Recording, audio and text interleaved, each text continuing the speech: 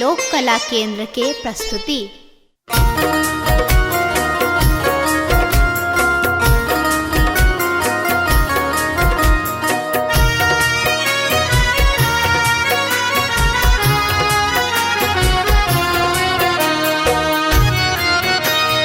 एखन अहाँ सुनि रहल छी लोक कला केंद्र के प्रस्तुति।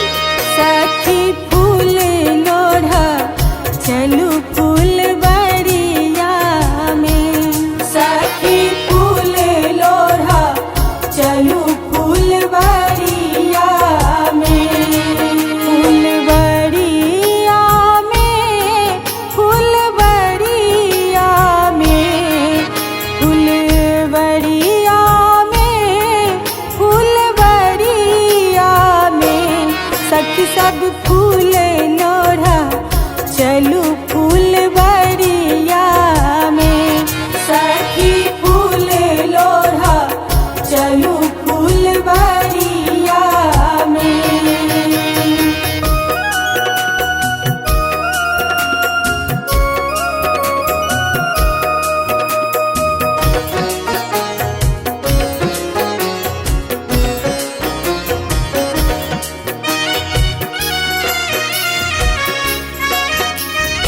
लोक कला केंद्र के प्रस्तुति।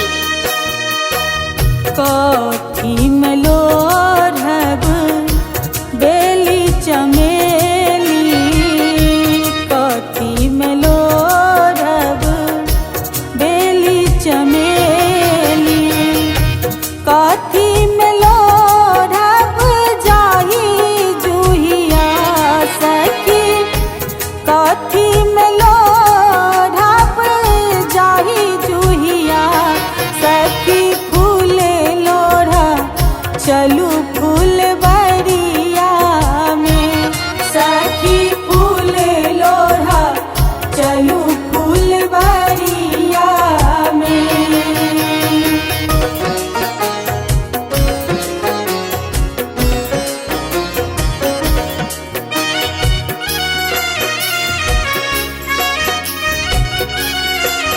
लोक कला केंद्र के प्रस्तुति।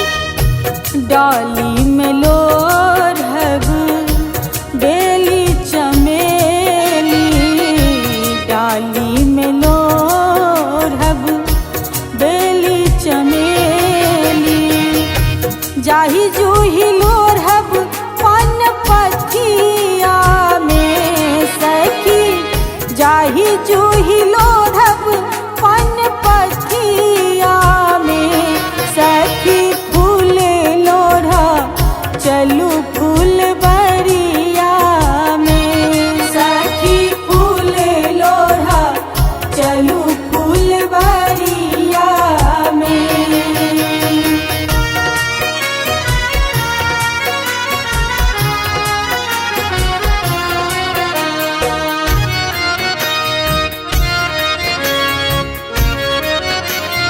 लोक कला केंद्र के प्रस्तुति। शिव जी चढ़ायब बेली चमेली, शिव जी चढ़ायब बेली चमेली, बिसहर चढ़ायब जाही जूहिया सखिए, बिसहर चढ़ायब जाही जूहिया सखी, फूल लोढ़ा चलू फूलबरिया में, सखी फूल लोढ़ा चलू फूलबरिया में।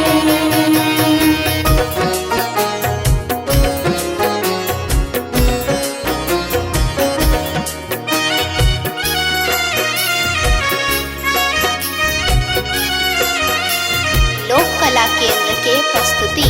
शिव जी समांगब भाई भतीजवा, शिव जी समांगब भाई भतीजवा, बिसहर समांगब सोहाग सखिया सखिए, बिसहर समांगब सोहाग सखिया सखी, फूल लोढ़ा चलू